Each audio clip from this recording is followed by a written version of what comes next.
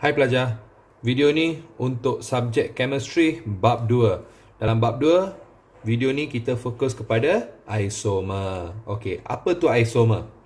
We go through one by one. The first point. Isomer maksud dia mempunyai formula molekul yang sama tetapi formula struktur yang berbeza.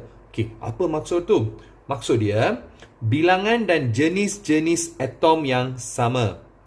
Bilangan dan jenis-jenis atom maksud dia, kalau diagram A mempunyai 3 karbon, B pun dia ada 3 karbon. So, bilangan karbon yang sama. Ataupun apa-apa atom yang ada pada diagram pertama dengan diagram kedua adalah sama. Yang berbeza dekat sini adalah formula structure. Formula structure maksud dia punya susunan. Jadi, isomer maksud dia mempunyai bilangan karbon ataupun jenis-jenis atom yang sama, bilangan dia sama, yang berbeza hanya dia punya susunan, cara kita lukis. Point number 2. Disebabkan dia mempunyai bilangan karbon ataupun jenis atom yang sama, sifat kimia dia tetap sama. Tetapi disebabkan oleh susunan yang berbeza, sifat fizikal dia berbeza. Now, point number 3. We move on. Point number 3. Isomer ni hanya wujud untuk atom ataupun nak panggil molekul-molekul yang mempunyai lebih daripada 3 karbon. Kalau 1 karbon, 2 karbon dengan 3 karbon, isomer tak wujud. Contoh dia untuk metana, and then etana, dan juga propana. Okey, 1 karbon, 2 karbon, 3 karbon. Untuk 3 benda ni, isomer tak wujud. Isomer hanya akan wujud kalau dia mempunyai lebih daripada 3 karbon. Okey, cikgu akan bagi satu contoh kepada kamu. Contohlah. Contoh cikgu bagi kamu butana. Okey, butana kita ada berapa karbon? 4 karbon kan? So, katakan kita lukis 1, 2, 3, 4. 4 karbon. And then cikgu lukis dia punya H. H, H, H, H, H, H, H, H, H, H. Banyak H. Okey, ini butana sebab ada 4 karbon. Am I right? Okey, lagi satu cara kita boleh lukis bilangan karbon dengan bilangan hidrogen yang sama tapi susunan berbeza. Cikgu tunjuk dekat sini. Apa yang cikgu akan buat? You tengok. Cikgu ambil bahagian belakang sekali ni. Okey, cikgu potong dekat sini. Okey, yang ni cikgu potong, cikgu akan keluarkan. Dekat sini H, cikgu keluarkan. Cikgu tukar dia punya tempat. So H ni pergi ke sini, kotak ni turun. So dua-dua kotak ni kita tukar tempat. So lukisan dia akan menjadi C, C, C. Alright. So H ni cikgu letak dekat sini. H, nampak? H, cikgu dah letak dekat sini. Yang ni pula cikgu tarik ke bawah sini.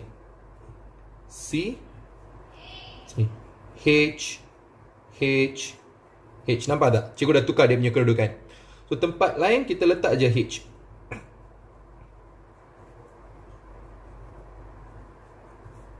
Okay. So, inilah kita panggil isomer. Maksud dia, mempunyai bilangan karbon dan bilangan hidrogen yang sama, tetapi susunan dia berbeza. Dekat sini kamu nampak satu line, straight line dekat sini. Karbon dia one straight line. Am I right? Tapi kamu tengok dekat sini, karbon dekat sini straight line, and then sini ada 2 pula. Dia macam ada cabang dia. So sekarang nampak macam bentuk T dia. Am I right?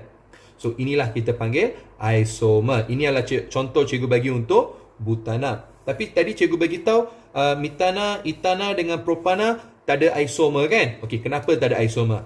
Okey, metana. Metana maksud dia 1 karbon. Kalau 1 karbon pelajar, satu saja yang ada, C. Kita nak tukar macam mana?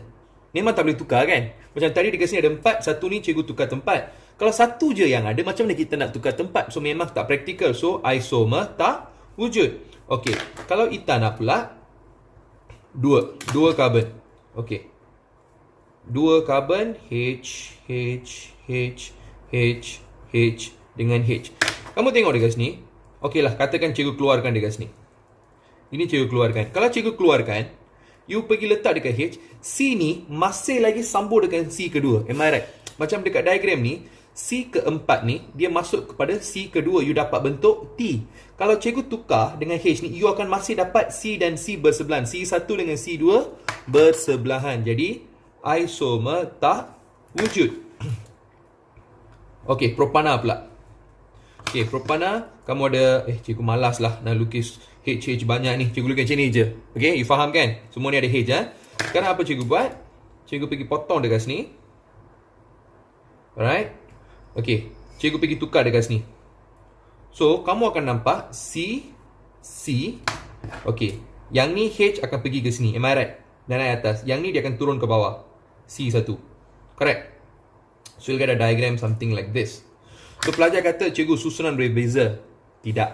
Dua-dua adalah sama. Sebab kamu tengok, one straight line.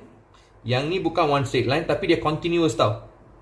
Nampak tak? Macam continuous. Dekat sini nampak one straight line, ada satu cabang. Di sini tak ada cabang. Dia masih lagi continuous. It's just that kamu, diagram pertama kamu lukis straight, diagram kedua kamu lukis dalam bentuk L. Tapi dia masih lagi continuous.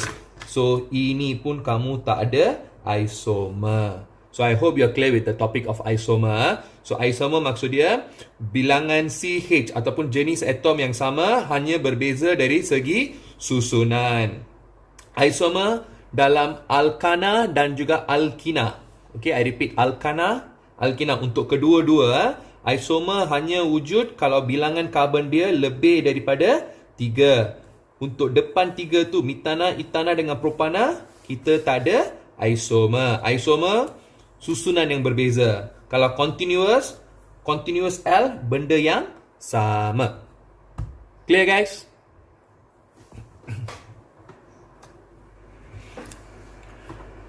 Okey, kita sambung. So, tadi cikgu dah tunjuk isomer. Isomer maksud dia susunan yang berbeza dan dia kena ada satu cabang. Okey, untuk kita belajar lebih mendalam tentang cabang tu, we have to go through this another one more small subtopic panggil kumpulan alkil.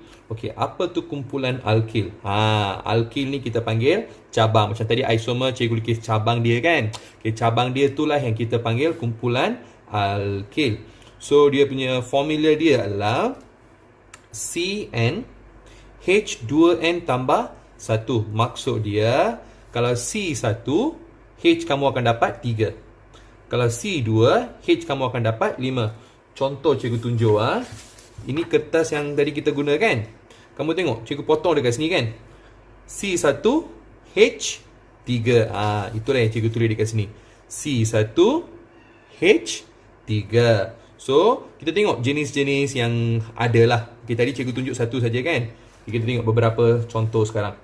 So, yang pertama, C1, H3. Okay, cara kita lukis, 1 and then H. Correct. Okay, kalau C2, H akan jadi 5. So, susunan dia 2C and then kamu ada H5. 1, 2, 3, 4, 5. Okey, nama dia pula macam mana? Sama dengan nama yang kita belajar untuk alkana dengan alkina, nama depan tu.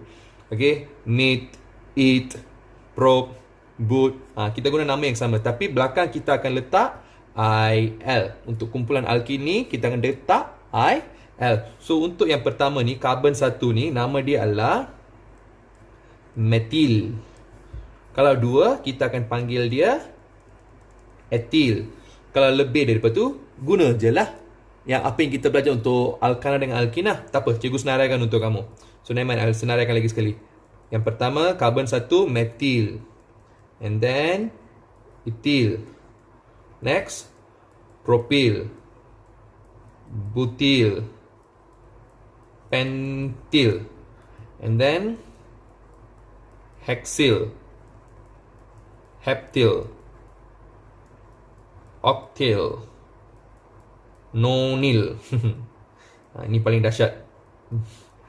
Degil. Okey, jadi C1, C2, 3, 4, 5, 6, 7, 8, 9, 10. Ini nama-nama dia lah. Alright.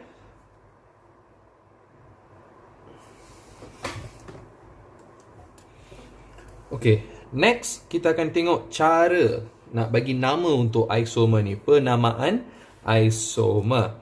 So, ada 3 bahagian. Bahagian pertama kita panggil awalan. So, awalan ni actually dia akan bagi nama kepada cabang dia. Tadi kita belajar kumpulan alkil tu kan. So, kita akan bagi nama untuk kumpulan alkil tu. So, bahagian pertama, nama kita kena bagi untuk cabang. Okay, kita kena bagi tahu dia punya kedudukan. Okay, dia mana kedudukan dia. And then baru kita akan bagi nama dia. Contohnya macam metil, etil, propil. Kita akan bagi tahu benda tu dulu. Next, bahagian induk. Bahagian induk maksudnya bilangan karbon. Berapa banyak karbon dalam rantai the main chain tu, rantai besar tu, bilangan karbon ada berapa banyak. Okay? And then the last one over here, kita akan letak nama untuk homolog dia. Like for example, kalau alkana kita akan guna nama dia Ana. Kalau alkina kita letak Ina. Am I right? So kita kena letaklah Ana ke, Ina ke, atau nanti kita akan belajar untuk alkohol, kita letaklah all semua, nanti tu cikgu akan tunjuk. So, yang pertama untuk cabang, kedua untuk bilangan karbon, yang ketiga untuk dia punya homolog.